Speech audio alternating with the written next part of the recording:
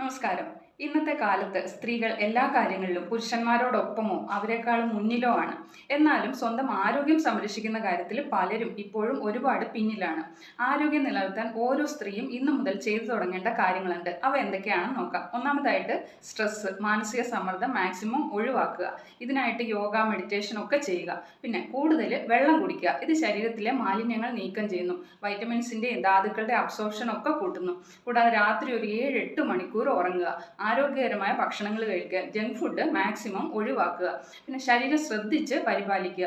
ദിവസവും ഒരു 20 അല്ല 30 മിനിറ്റ് എങ്കിലും നടക്കുക. കൂടാതെ വൈറ്റമിൻസ്, ധാതുക്കൾ അടങ്ങിയ ഭക്ഷണങ്ങൾ കഴിക്കുക. നാരുകൾ അടങ്ങിയ ഭക്ഷണങ്ങൾ കൂടുതൽ കഴിക്കുക.